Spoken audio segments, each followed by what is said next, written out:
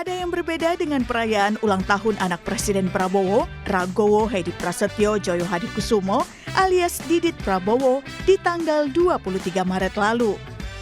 Tak hanya dihadiri oleh ayahnya Presiden RI Prabowo Subianto dan ibunya Titik Soeharto, tapi juga anak Presiden Republik Indonesia ada di sana. Ada anak Presiden pertama RI, Soekarno, Guru Soekarno Putra. Guru pernah menjadi anggota DPR RI selama beberapa periode. Dia juga dikenal sebagai seniman. Dari keluarga Presiden kedua RI, Soeharto, ada Siti Hediati Haryadi yang lebih dikenal dengan nama Titik Soeharto. Titik juga adalah ibu Didit Prabowo. Saat ini, Titik menjadi anggota DPR RI dari Partai Gerindra. Dari Presiden ketiga RI, B.J. Habibie, hadir anaknya Ilham Akbar Habibie. Ilham dikenal sebagai ilmuwan dan juga pengusaha. Dia sempat maju dalam Pilkada Jawa Barat 2024 sebagai calon wakil gubernur. Dari Presiden keempat RI, Abdurrahman Wahid atau Gus Dur, hadir anaknya Zanuba Arifah Kafshoh atau Yeni Wahid. Yeni pernah menjadi jurnalis, staf khusus komunikasi Presiden, Komisaris Independen PT Garuda Indonesia, dan hingga saat ini menjabat sebagai Direktur Wahid Institute. Dari Presiden kelima RI Megawati, hadir anaknya Ketua DPR RI Puan Maharani. Puan turut membawa putrinya Pinka Hapsari. Dari Presiden ke-6 RI Susilo Bambang Yudhoyono, hadir anaknya Agus Harimurti Yudhoyono atau AHY. Dia sekarang merupakan Menteri Koordinator Bidang Infrastruktur dan Kewilayahan. Selain itu, AHY merupakan Ketua Umum Partai Demokrat. Dan dari Presiden ke-7 RI Joko Widodo, hadir putranya Gibran Rakabuming Raka yang juga Wakil Presiden Prabowo. Tak hanya itu, ada juga adiknya Kaisang Pangarep. Acara ulang tahun Didit ke-41 tahun tampak hangat. Terlihat dari keakraban anak-anak Presiden sepanjang acara. Bahkan pertemuan itu diabadikan dalam sejumlah foto dan video yang diunggah di media sosial mereka. Karena itu, acara ini pun menjadi sorotan publik dan disebut sebagai momen langka. Karena belum pernah ada kegiatan ataupun seremoni yang bisa mengumpulkan anak dari semua Presiden Republik Indonesia. Tim Liputan, Kompas TV. Ulang tahun putra Presiden Prabowo, Didit Prabowo, beberapa hari lalu menjadi sorotan karena menjadi momen berkumpulnya anak dari Presiden Republik Indonesia dari masa ke masa. Karena itu pula kemudian acara ini disebut sebagai momen langka. Lalu apa yang bisa dimaknai dari pertemuan ini? Adakah kemudian korelasinya dengan situasi perpolitikan saat ini? Kita akan bahas bersama dengan sejumlah narasumber di pagi hari ini melalui sambungan daring.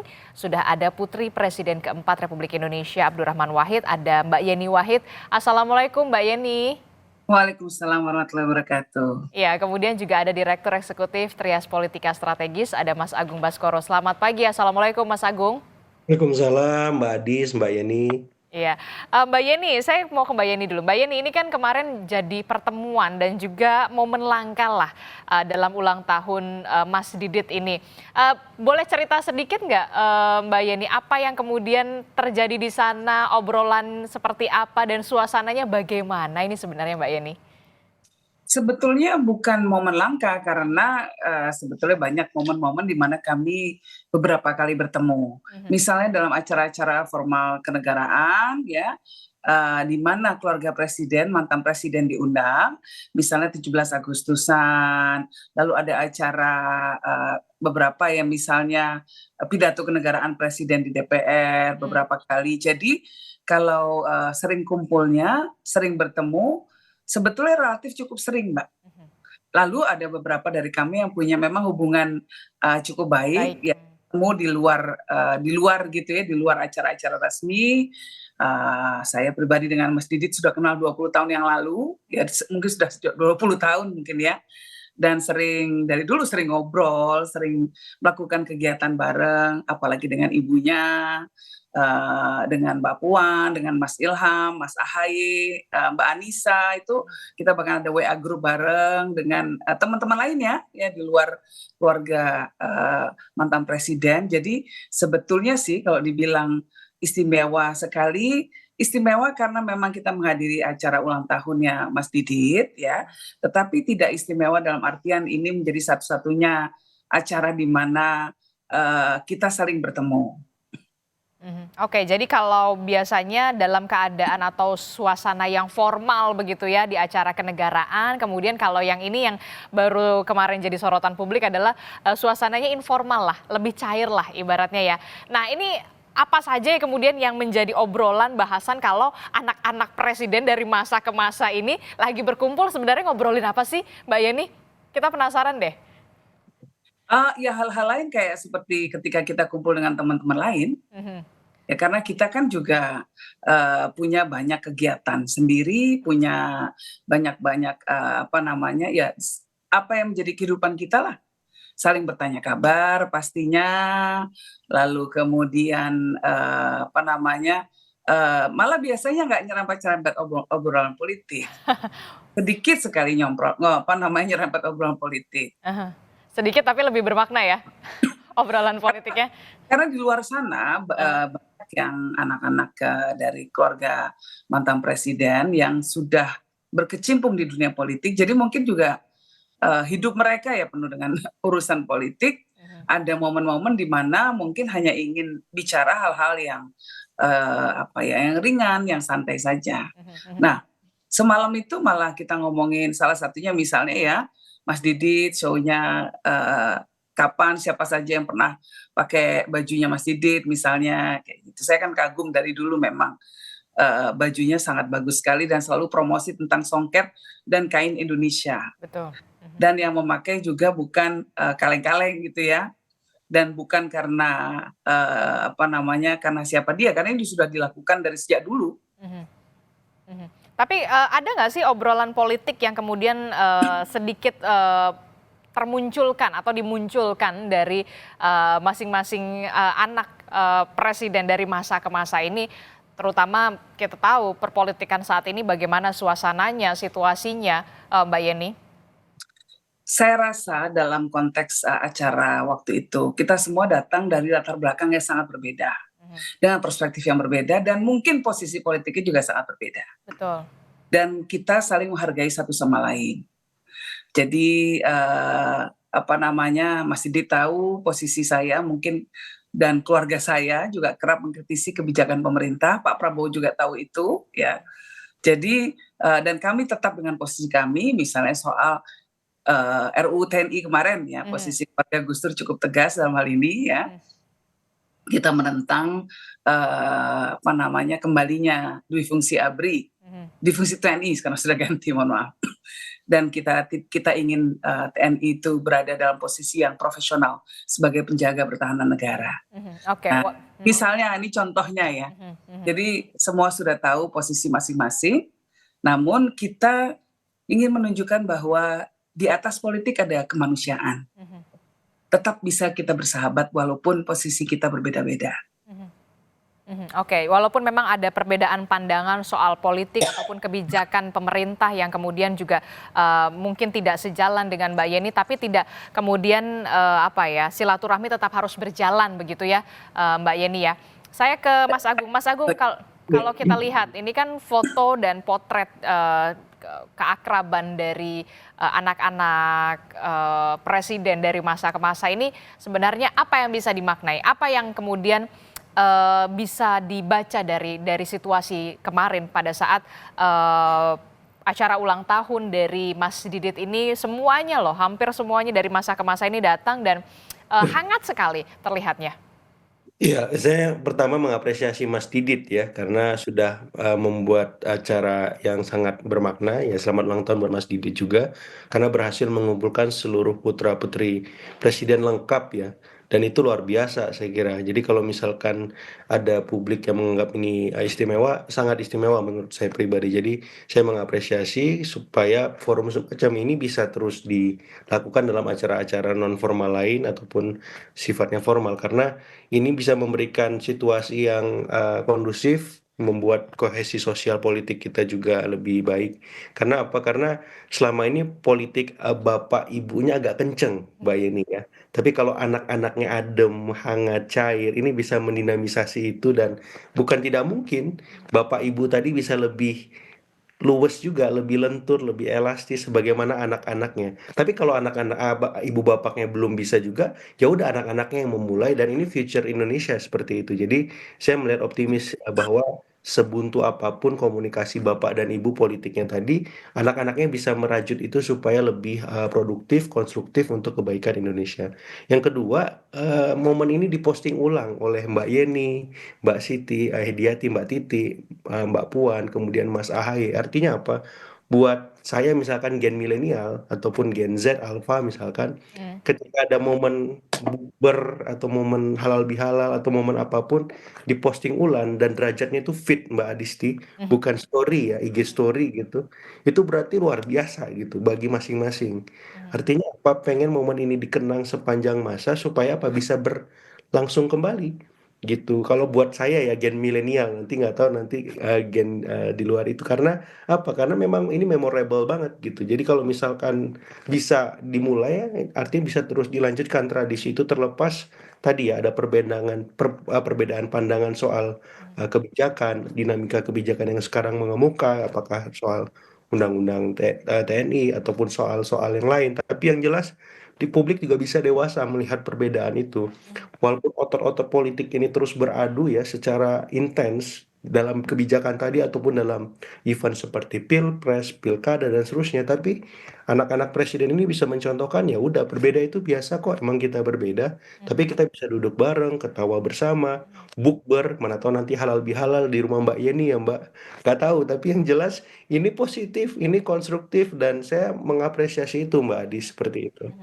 Oke, ini jadi contoh juga bagi tokoh-tokoh politik walaupun punya perbedaan pandangan politik ataupun perbedaan pandangan soal kebijakan pemerintah, ada yang mengkritisi, ada yang pro pemerintah, tapi kemudian ketika silaturahmi itu tetap hangat bisa berjalan, inilah kemudian menjadi contoh juga bagi para tokoh-tokoh politik senior begitu menurut Anda, Mas Ya, Agung? hal hal biasa ya Mbak Yani, Mbak Adisti. Jadi hal biasa, hal lumrah dan saya kira tradisi semacam ini bisa menjadi bagian dari demokrasi kita bahwa ya nggak selamanya kita harus bareng duduk bersama, ya perlu juga ada yang mengawasi, ada yang mengkritisi, ada yang mengawal supaya apa? Supaya demokrasi kita sehat, semakin berkualitas seperti itu.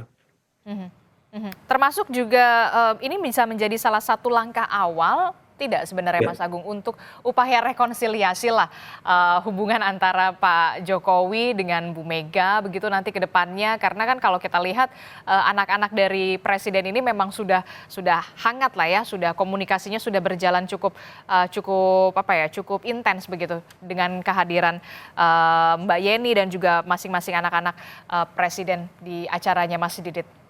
Iya, politik Bapak Ibu ini memang agak serius, Mbak Adis ya. Jadi derajatnya itu agak lebih apa lebih spesifik, lebih lebih lebih ideologis, lebih apa ya, lebih sensitif gitu karena ada hal-hal yang selama ini menjadi sebuah values ya dari Bapak Ibunya dari anak-anak presiden ini sehingga kalau itu langsung dalam tanda petik islah bertemu itu agak susah gitu. Mmm. Tapi yang jelas saya melihat nggak apa-apa politik Bapak Ibu tadi memang seketat itu, se apa ya, eh, keras itu, tapi kalau anak-anaknya ini terus melakukan apa ya konsolidasi, kemudian silaturahim dengan sendirinya itu akan membuat lebih lentur ya. Jadi saya melihat memang seringkali relasi yang sangat buntu, kaku itu bisa luwes dengan sendirinya seiring berjalannya waktu. Jadi waktu akan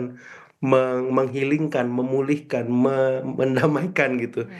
Jadi biarkan aja ini apa ya secara organik berjalan, tapi yang jelas anak-anak ini terus melakukan itu, Mhm. bahkan bisa melampaui itu semua, Mhm. karena future kita di sini.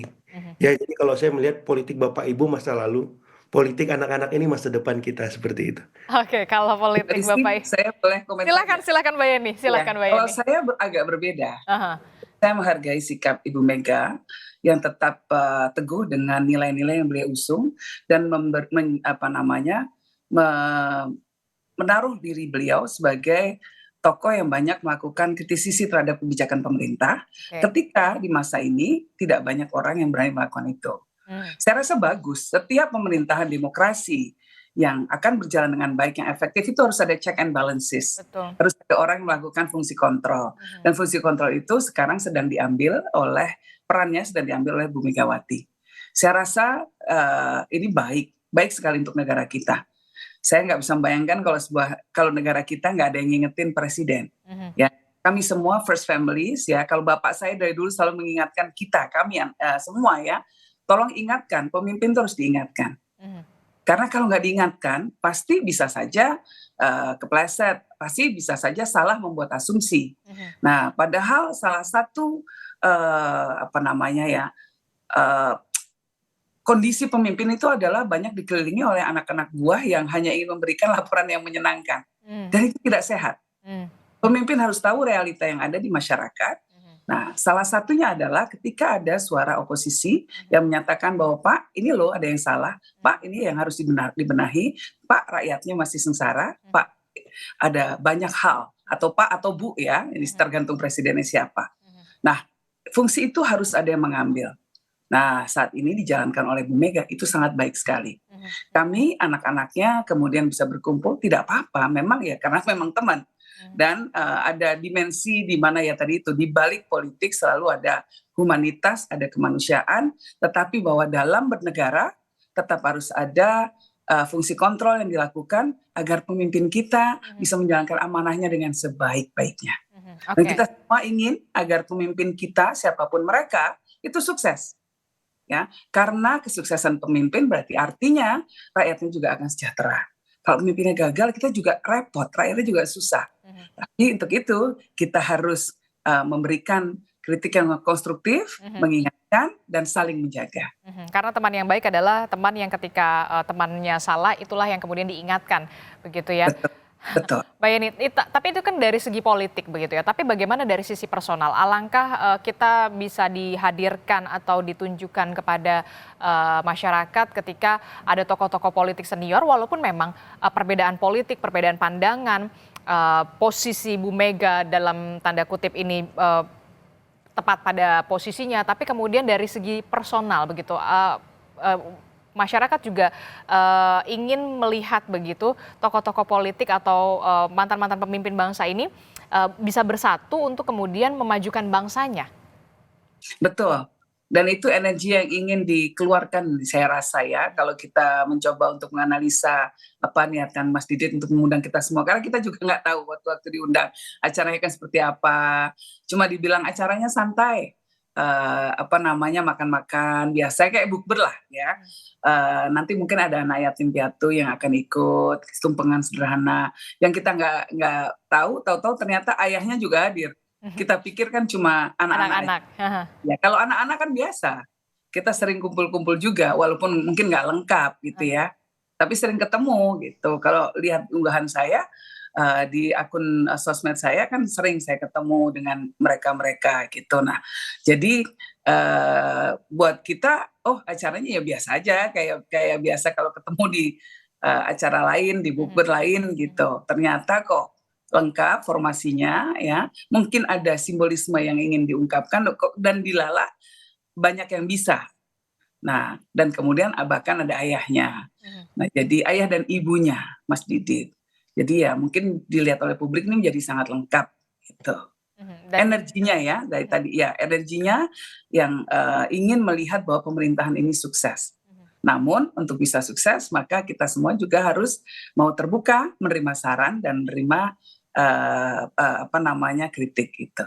Oke, saya ke Mas Agung. Mas Agung, ini kan kalau kita lihat ya, bisa jadi pertemuan ini Mas Didit lah ya, tokoh sentralnya begitu. Mungkin tidak kemudian Mas Didit ini dan juga Mbak Yeni dan juga anak-anak mantan presiden yang lain begitu ya, bisa melakukan atau menginisiasi sebagai langkah awal begitu ya.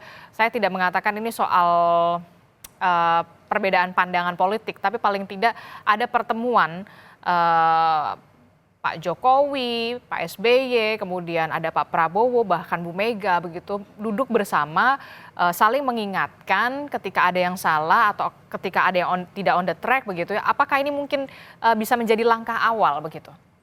Iya, kalau langkah awal bisa dan mungkin, tapi kalau untuk mendudukkan dalam waktu dekat, saya masih ragu Mbak Adis, Mhm. Ibu Masih Mega. banyak masih banyak, apa ya, aral merintangnya atau bagaimana ini sebenarnya? Iya, dalam konteks Ibu Mega misalkan dalam tanda petik masih bleeding gitu kan dengan dalam tanda Oke. petik ya sikap politik Pak Jokowi misalkan dari Pilpres, Pilkada, kemudian Pak Hasto ditahan, kemudian Ibu Mega dengan Pak SBY juga seperti itu ya masih ada unfinished story kemarin ketika Pilpres 2004 dan itu masih berlanjut hingga sekarang. Jadi kalau saya melihat untuk duduk bareng para presiden ini memang masih agak susah dalam waktu dekat. Tapi Mhm. biarkan saja itu mengalir dengan sendirinya, mana tahu satu waktu anak-anak mereka bisa menginisiasi secara tidak sengaja ataupun secara sengaja tiba-tiba kok ketemu semua seperti itu. Itu lebih seru dan lebih menarik seperti itu. Tapi di luar itu Mbak Disti, saya melihat ini pertemuan ini bisa menjadi menu prasmanan demokrasi 2029 Mbak Disti ya. Oke. Jadi Jadi apa nih yang bisa dibaca nih dari 2029 nanti ke depannya ya, dengan adanya pertemuan kemarin? yaitu menu masakan Padang lah. Banyak pilihan ini kita 2029 ya. Ada kikil, ada babat, ayam goreng, gulai otak, macam-macam lah istilahnya gitu. Jadi Nah, ada Mbak Yeni, Mbak Puan, Mas Ahaye, Mas Ilham seperti itu. Jadi dalam tanda petik ya forum anak-anak presiden ini juga bagian dari sirkulasi kepemimpinan nasional kita. Dalam tanda petik ada satu Mas Gibran jadi wapres. Besok 2029 nggak tahu siapa lagi yang memang mengisi ruang itu ataupun capres dan seterusnya. Tapi yang jelas dengan melihat komposisi ini, saya lebih optimis melihat Indonesia ke depan ada banyak variasi values yang mengemuka dan itu bisa memberikan apa ya cakrawala kepemimpinan kita di publik, di grassroots dan ya insya Allah demokrasi kita makin kuat, makin on the track, makin berkualitas dengan anak-anak presiden yang punya pandangan bervariasi dan yaitu memberikan satu apa ya insentif positif bagaimana ke depan bangsa ini akan berjalan dan saya kira dunia luar juga melihat ini ya harusnya seneng ya seperti itu karena kita bisa guyup, bisa rukun in the future seperti itu insya Allah. Oke, jadi bukan hanya sekedar ingin memperlihatkan it's gonna be okay begitu ya semuanya berkumpul dalam situasi yang hangat, tapi kemudian dari segi politik begitu, apakah ini juga bisa menampilkan adanya pilihan prasmanan politik dalam tanda kutip untuk 2029? Bagaimana kemudian respon dari Mbak Yeni? Tapi jangan dijawab dulu Mbak Yeni, Oh, kita akan jeda dulu, usai jeda kami akan kembali. Terima kasih Anda masih bersama kami dalam Sapa Indonesia Pagi. Saudara masih membahas soal bagaimana makna di balik dari pertemuan anak-anak presiden dari masa ke masa di hari ulang tahun dari Mas Didit begitu ya. Mbak Yeni, melanjutkan perbincangan kita tadi. Mbak Yeni, jadi kalau misalkan ini pertemuan bukan hanya soal bagaimana pertemuan hari ulang tahun Mas Didit, tapi kemudian bisa jadi kalau kata Mas Agung ini bisa jadi prasmanan politik lah untuk 2029. Bagaimana respon Anda, Mbak Yeni? stok pemimpin kita itu banyak banget, Mbak. Dan tidak mesti harus dari keluarga putra presiden. Karena memang kita punya privilege ya, artinya nama besar ayah dan ibu kita kemudian akan membuka jalan, memberikan kita public recognition atau terkenal di publik. Itu sebuah modal politik memang.